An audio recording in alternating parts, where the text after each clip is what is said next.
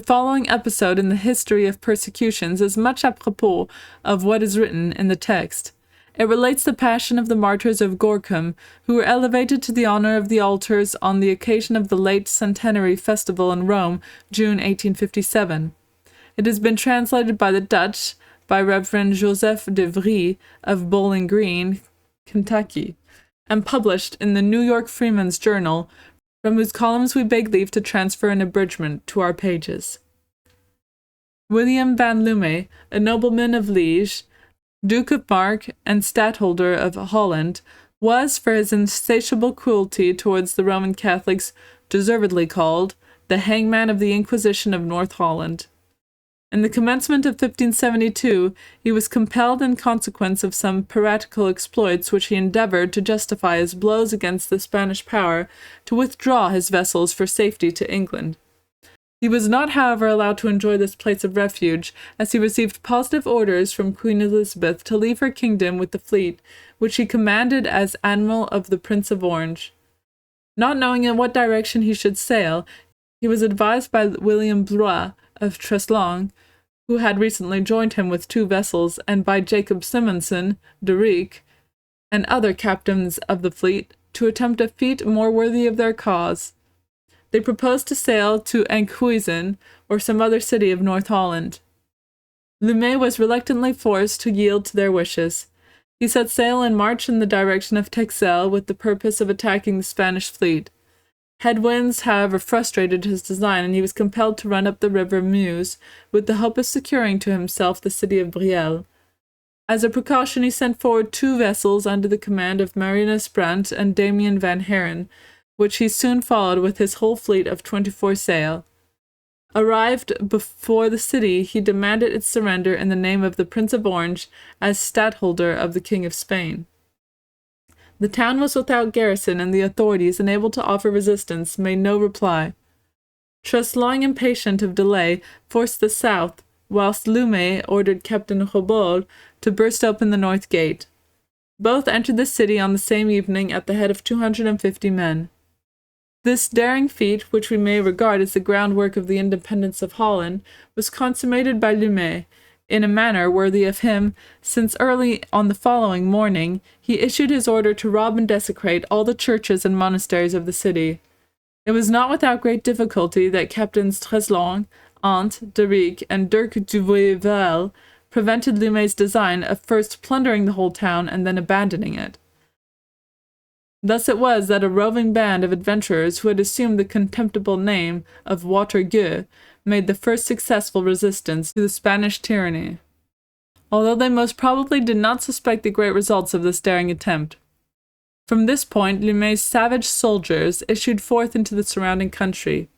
On the 25th of June, 1572, at about 8 a.m., which was the following day, following the surrender of Dordrecht, Marinus Brandt appeared before Gorcum and demanded the surrender of the city.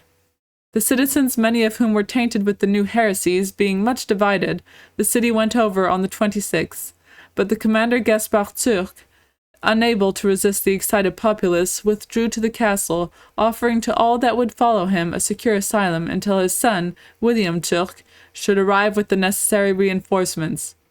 He also encouraged those of the Catholics who had followed him with a letter of the Spanish commander-in-chief, Duc Bossu, who promised him assistance. Amongst his followers were Father Nicolas Pieck, guardian of the Franciscan monastery of Gorcum, and 16 of his brethren who had carried with him the sacred vestments and church ornaments. 3 others refused to accompany them and remained in the monastery. Leonardus van Vegchel and Nicolas Popel, 2 of the city pastors, returned to the town to warn the people and to urge the Catholics to take refuge within the castle.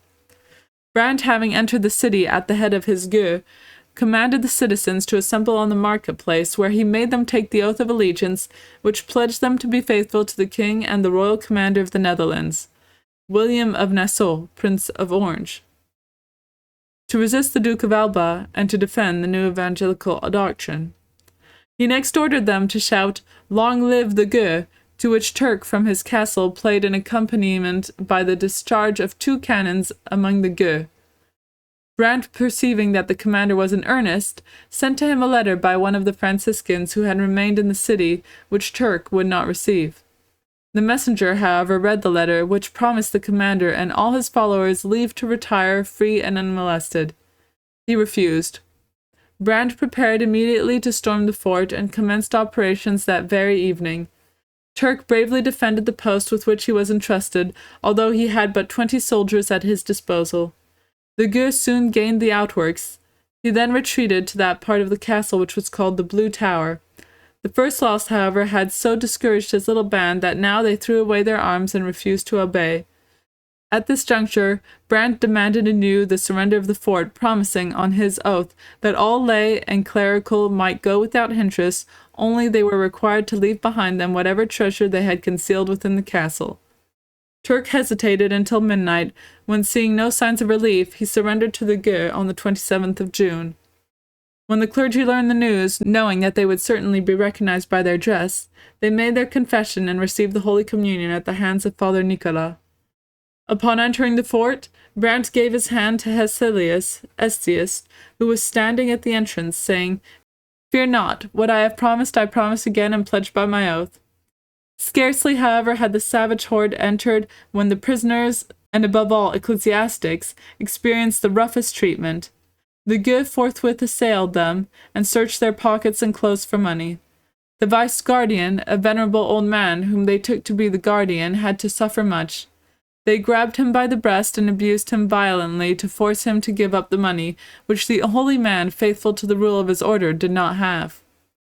After the list of the prisoners was made out, Brant approached Gaspard Turc with the death of 2 citizens whom he had beheaded for lodging and patronizing heretical preachers. Turc replied that he had done what his office obliged him to do, but from this moment the Gueux began in earnest their insults and outrages upon the ecclesiastics, who bore it with admirable patience. A citizen of Gorcum offered to ransom the guardian, who was his relative, but the noble Nicolas Piec refused positively to abandon his brethren, to whom he ever addressed words of encouragement and confidence. A similar offer was made to the steward of the monastery. He, however, did not hesitate a moment to accept it. He even remained in the castle as the steward of the Gueux. Being bitterly upbraided with the violation of his word and his oath, Brant defended himself by saying that he could do nothing further without the orders of Limay. Yet a few days afterward, the prisoners, with the exception of the ecclesiastics, were ransomed by the concerted action of some citizens. One Catholic alone was accepted with the clerical body, but he also, at the continued instances of his wife, was allowed to go, and with him a certain priest named Godfridus van Duinu, who was somewhat feeble-minded.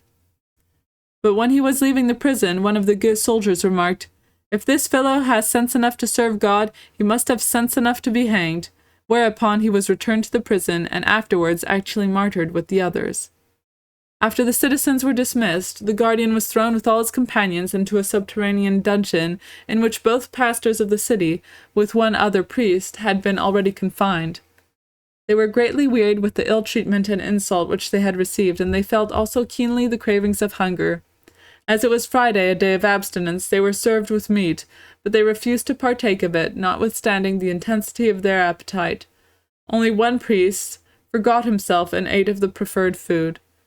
Some time after, the soldiers, by means of a ladder, came pouring into the prison of the frightened clergy, crying aloud, "Let us cut off the ears and noses of these idolaters and crucify them." They were about to take off every stitch of their clothes to tie them on the ladder for the purpose of scourging them, when one of the soldiers came in with the tidings that William Turc was approaching with a band of Spanish troops. They hastened to the wall to resist the coming forces, but failing to see them, they soon left the fortifications to return to the prisoners, who now expected nothing less than to be put to death one after another. Leonardus therefore walked resolutely up to them and knelt down, saying, "I am ready," at the same time uncovering his head and neck. They required him to discover to them the treasures of the monastery. He remained silent. They next fell upon Godfridus, but finding that they could effect nothing with this feeble-minded individual, they turned to Nicolas Gopel, the younger pastor, and put a cocked pistol to his mouth to compel him to point out the hidden treasures. These threats did not at the least disconcert him. They then seized the cincture of the Franciscan brother, threw it around Popel's neck, and dragged him to the door, where they pulled him up and down till he was almost strangled. When he was all but dead, they renewed their demand. Obtaining no information, for how could they, since he knew nothing about it, they kicked him aside, thinking that he was dead. At the time of his death, the marks of the cord were still plainly visible. Now they went again at the Franciscans, inflicting all sorts of tortures upon them, especially the younger ones, whose teeth were knocked out. One of the brothers, receiving the same abuse, said, "I know nothing about the hidden treasures. That is the guardian's concern." "Who then," they asked, "is the head of the traitors?" And with this they seized on Hieronymus, the vicar, whom they conjectured to be the guardian. They put a dagger to his breast and renewed their threats. With one word, the vicar could have warded off all danger from himself, but he remained silent and awaited death patiently. Afterwards they discovered the guardian and assailed him furiously. His calm reply was, "The consecrated chalices and the ornaments were taken into the castle, as well you know, and I am sure that you will not fail to find them." They heeded not his word, but drew his cincture also up to his neck, dragged him to the door, and repeated on him the torture which they had inflicted on Popel. The constant friction of the cord as it passed over the sharp edges of the door caused it to break, and the holy martyr fell apparently lifeless on the stone floor of the dungeon. The savages approached him to ascertain whether he was dead, and placed him in a sitting position against the wall. Not discovering any evidence of life, they held a burning candle to his forehead, burned his hair, blackened his face, mouth, cheeks, chin, and nose. Then they held the flame to his nostrils to make it penetrate to the brain. Their cruelty being not yet satiated, they forced open his mouth and held the burning candle in it, which so burnt his tongue and palate as to deprive him of all taste until the end of his martyrdom. Not finding any tokens of life in him after these barbarous tortures, they kicked him aside, saying it was but a monk. When he came to himself, he uttered not a word of complaint in regard to his indescribable sufferings. He only exhorted his brethren to persevere through all their trials. The torturers soon returned, armed with a hatchet to hew him to pieces. Perceiving, however, that he was still alive, they trampled on his body and breast, exclaiming, "Does that monk live yet?" Once more they repeated their insults, kicked him and trampled upon him, and then left the dungeon amidst the most horrible imprecations. On the following morning, the Mgr soldiers returned to the prison of the ecclesiastics, and one of them dealt out such heavy blows upon their jaws that the blood streamed out copiously through nose and mouth. Such scenes were often repeated, mostly during the night. Sometimes they were accompanied by invited guests, among others a Wallon, whom one of the Franciscans recognized as his countryman, and endeavored to move to pity and commiseration. But for a reply the latter took a knife and cut his face so that streams of blood poured from it, adding, "I will hang you because you are my countryman." The soldiers, too, knelt down before those ecclesiastics who were priests, as if they were wished to confess, and whispered all kinds of vulgar language into their ears, which they followed up with blows and kicks. Wilhadus, a superannuated monk, replied to every blow by saying, "Thanks be to God," and when one of the Mgr inquired what he had to say to his confession, the pious old man said, "I will pray to God for you." The Mgr struck him for this so violently that he fell fainting to the ground. On the 3rd of June, the 3rd day of their captivity, Theodore Baumer and Arnold de Coninck, both citizens of Gorcum, were hanged. The first because he had called the Mgr as they passed by him church robbers, the other for having in the surrounding country enlisted soldiers in the name of the king. Brant had permitted Father Leonardus to assist them in their last moments. At the solicitation of the citizens, he was even allowed to remain in the town on condition that he would be liberal in his preaching. He succeeded also, with the aid of the nephew of the guardian, in obtaining for him a physician to tend his wounds. When the doctor beheld the barbarous cruelty which he had endured, he could not restrain his tears, and he resolved to visit them daily. On the 1st of July there appeared in the prison a certain John O'Malius, a renegade canon of the Church of Liege, who was at present in the service of Lumet. He informed them amidst the most frightful invectives that he was deputed by the Duke of Mark to hang all of them. The vicar promptly replied, "Do with us as you please, we ask for no delay," which was answered by O'Malius with another volley of abuses. On the same day they were visited by a hangman, who showed them the ropes, saying, "Look what I have got here." "Thanks be to God," quoth the guardian, "that we have got so far." He proceeded to tear the cowls from their habits, which he took with him, but the hanging was not yet carried into effect. Again during the night, a lot of drunken soldiers rushed in upon the martyrs. After tying them 2 by 2, they put them in a row, yelling, "Sing now, ye monks, you shall march to death in procession." They readily went out to the walls of the fort, chanting the Te Deum. Here they found a number of Mgr soldiers seated at a well-supplied table, who handed them a dice-box, telling them that they might throw to see who should be hanged first. "The throwing of the dice is altogether superfluous," exclaimed Nicolas Piec. "I offer myself as the first victim." After a few more insults and indignities, they were this time led back to the dungeon without any new torture. On the following day, the feast of the Visitation of the Blessed Virgin, Father Leonardus ascended the pulpit of the parochial church. Those who had flocked thither to hear him carry out his promise of preaching liberal sermons were sadly disappointed, for he boldly preached the pure and unadulterated doctrine in opposition to all heretical innovations. After this, they exerted their utmost to imprison him anew and made frequent attempts upon his life. The Catholics, however, protected him faithfully. His efforts to effect the ransom of his colleague, Nicolas Papel, proved abortive, and he himself was finally banished from the city for his bold preaching. When he was leaving the town, the soldiers held on to him, and when a few citizens made an attempt to release him, the Mgr shouted that he was a traitor who was leaving the city without a pass. This was false, for he had obtained a written pass which these very soldiers had secretly abstracted. Not having anything to show, he was proclaimed a traitor and led back to the prison. Marinus Brandt ordered him instantly to be undressed and to be put to the torture, which order for some unknown reason he recalled before it could be enforced. He was, however, cast into the dungeon under the pretense of being suspected of treasonable intentions. When he entered, he asked pardon of his former companions, in so far as his conduct might have aggravated their condition. The physician Theodore was in the meantime the only one who was faithful to them in their misfortunes, carefully treating their wounds and frequently exhorting the guardian to consent to the ransom that was offered for him, but he persistently refused, saying that the shepherd should not forsake his sheep.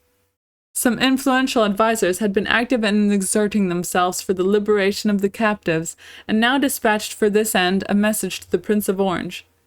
The Mgr, learning this, urged the cruel Lumet, who still remained in Brielle, to have them executed before the reply of the prince could arrive. Lumet had some time before sent the lieutenant Amalius to look after the prisoners, and thence to proceed to Baumel, before which city he met with a complete defeat. The news of this disaster embittered Lumet, yet more against the captives, and, arrogating to exercise absolute power in the absence of the prince, he ordered their execution. Amalius returned on the 3rd of July from his defeat before Baumel. A few zealous Catholics resolved to try to purchase the freedom of the poor monks from the brute, but they were falsely advised not to make the attempt, since he was, they said, not to be prevailed upon, not even with gold. Not judging it prudent to carry out the execution publicly in Gorcum, he had them taken to the river Merwede on the night of the 6th of July, after robbing them of a portion of their clothing. Those who asked to be allowed to retain their cloaks received in reply heavy blows upon their jaws. At 1 a.m. they were ordered to step into a small boat which would take them to Brielle. The master of the craft was a citizen of Gorcum. Leonardus recognized him and said, "Well, Rochus, so you are the man who must take us to the gallows." "Yes," he replied, "I have to do it." The boat contained 19 prisoners, 16 priests, and 3 lay brothers of the Franciscan monastery. Their number had been reduced occasionally, but circumstances had from time to time filled up the vacancies. After descending the river some distance, they were transferred to an oyster craft in which they were closely huddled together, and the repulsive exaltations of which well nigh stifled them. Nicasius fortunately had some spirits which the physician had given to him while yet in prison. This he distributed among his brethren, which had the effect of somewhat reviving them. Their stay, however, in this disgusting craft was but of short duration, as they were soon taken aboard a merchantman, which took them to Dordrecht, where they arrived on the following morning at 9 o'clock. Here they were relieved of some more of their clothing. While they were anchored near the wall, curiosity drew multitudes from the city to see them, and look at them as if they were a collection of wild beasts. They were, moreover, left without food the entire day. The insulting crowd kept increasing to such an extent that they were glad to be allowed to get aboard the vessel upon paying a fee to the soldiers who guarded the prisoners. About noon the tide rose, and Amalius gave orders to sail for Brielle.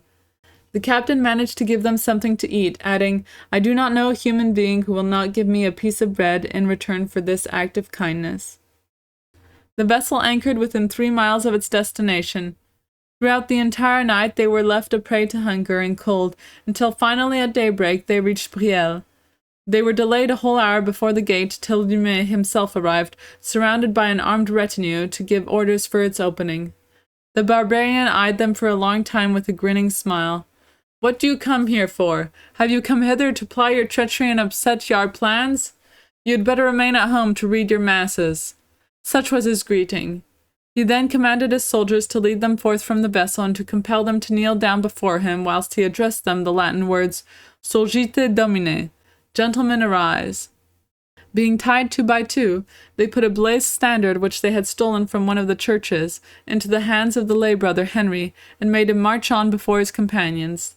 3 times they had to pass in this manner under the gallows, in order, as the soldiers expressed themselves, to fulfill the vow of their pilgrimage. The populace in the meantime assailed them with a torrent of ridicule and insult, pointing to them the gallows as they yelled, "Look, there is your church and your graveyard." They were ordered now to kneel down under the gallows and to chant the litanies of the saints and of the Blessed Virgin, while the hangman seemed to prepare himself for his work. For these preparations were only made to frighten them. The hangman finally snatched the standard from the hands of Henry and placed himself at the head of the procession. Soldiers and people drove them on with clubs, Dumais himself striking them in the face with the limb of a tree. They were marched to the market-place, where in the same manner as outside the gate they were placed under the gallows. Here they were commanded to recite aloud the litanies of the saints and of the Blessed Virgin, which were answered by the crowd with mockery and ridicule. At the close of these insults they were removed to prison, where 2 other priests were already incarcerated: Andrew Wouters, pastor of Hernout, and Adrian, pastor of Maasdam. 30 minutes later 2 other monks were added. After occupying this damp subterranean dungeon until 3 in the evening, they were led to the courthouse, where Dumais, assisted by a few chosen persons, proposed to them some questions concerning their faith, which were thoroughly answered by Leonardus. They were remanded to their dungeon. Only the pastor of Maasdam, the canon of Gorcum, and the lay brother Henry were put in a better prison and served with bread and water, probably because they had answered their interrogators more satisfactorily. On the following day, 7th of July, 7 of them were examined anew and solicited to abjure their faith. The leaders of these so-called judges was a seaman called Cornelius, who, finding that he could not unsettle their belief, vociferated incessantly, "Let them be hanged!" They were returned again to prison. In the meantime, the Catholics of Gorcum had received from the Prince of Orange a letter of protection for the prisoners. It was addressed to Marinus Brandt, who gave a copy of it to a prominent and zealous Catholic. On the following day, the city council of Gorcum sent a messenger to Dumais with a copy of the order for the release of the prisoners. But Dumais protested that he considered himself as much at the head of the Republic as the prince, and that he did not expect to receive orders from anybody, he cared not whom. As regarded the prisoners, upon these he would revenge the death of Dukes Egmont and Horn, and many others. This was decreed and determined irrevocably. Much as Treslong and some other captains pleaded in their favor and insisted on their liberation, Dumais and his party prevailed. The order of the Prince of Orange had deeply wounded the pride of this infamous officer, and only served to fire his fury against him and the ecclesiastics. He had promised, too, the feast of their execution to the people of Brielle, and he would not deprive them of this pleasure. Neither prayers nor gold could avail, and the messenger returned to Gorcum without effecting anything, to the great astonishment of all those who were interested in them. The guardian, Nicolas Pieck, was again, on the following day, cited before a tribunal, which offered to set him free with all his companions, if only they would forswear the Pope of Rome. This proposition was purposely made to him because they thought that his example would easily induce the others to follow, but he refused most emphatically. A supper was now offered them, probably to weaken thereby their minds, But all agreed with the guardian, who told the judges that he would never abandon his brethren and companions in life or in death, nor would he do anything to weaken their faith in any point, that all had resolved rather to meet death than to deny one tenet of their religion. Lumet, learning their determination, passed immediately upon them the sentence of death. At 11 p.m. the martyrs were roused from their sleep and notified that the hour of their execution had struck. "What the Lord has given," replied Father Nicolas, "I cannot refuse." The prisoners were again tied as before and led outside the gate amidst a great concourse of people, who heaped upon them all possible mockery and insult. Here they were again joined by the lay brother Henry, who had been separated from them on a previous occasion for having probably denied some doctrine of the faith. He manifested the most profound grief and ardently wished to share their martyrdom. His companions welcomed him back, which again increased their number to 21. The martyrs were conducted to a place where an Augustinian monastery used to stand, dedicated to St. Elizabeth. The monks had deserted it before it was demolished by the Gueux. A large barn which had been used to stow away turf was still standing. It had 2 crossbeams which were considered very suitable for the hanging of the martyrs. As soon as they were brought in, they confessed and recommended their souls to God. The guardian was selected as the first victim. He embraced his brethren and admonished and begged them to persevere courageously until death in this struggle for their faith. He then ascended the ladder, lightly and without hesitation, continuing his exhortations till the rope closed around his neck. When the voice of the venerable guardian was hushed, the noble Hieronymus and Nicolas Papel took up the word and encouraged their brethren to persevere until the end, for a Calvinist preacher exerted his utmost, especially with the younger ones, to induce them to renounce their faith by promising them life and distinguished consideration for their apostasy. His words, however, produced no effect except on the youngest novice, Henry, who did all that was asked of him to preserve his life.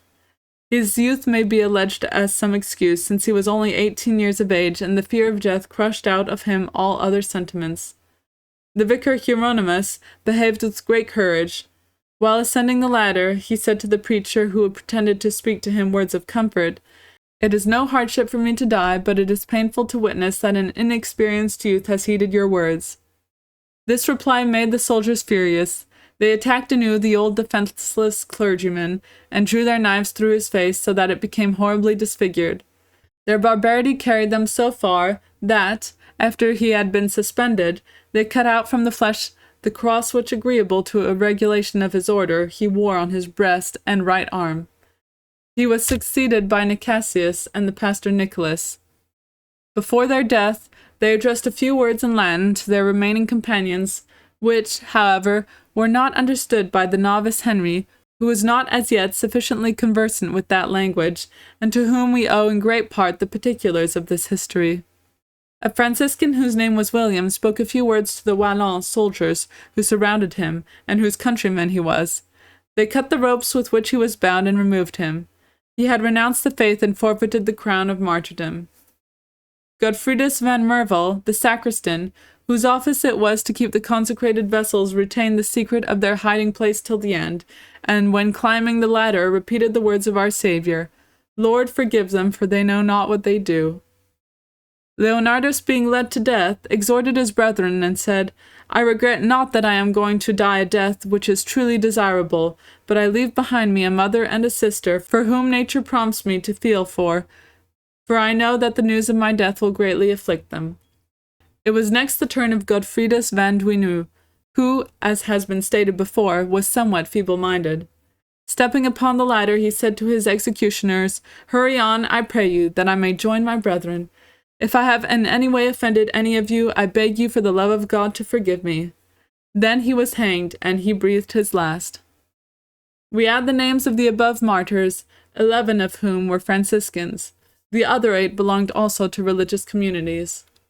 Nicolas Pieck, Hieronymus van Wert, Theodorus van Ebden, Nicasius Jansen van Hees, Wilhadus Danis, Godfridus van Mervel, Antonius van Wert, Antonius van Hornaar, Franciscus Roy, Petrus van Hausch, Cornelius van Wyk, Leonardus van Begschel, Nicholas Papel, Godfridus van Duinu, Johannes Vosterwyk, Johannes, priest of the Order of Preachers, Adrian van Beek, Jacobus Lecaps, Andreas Wouters.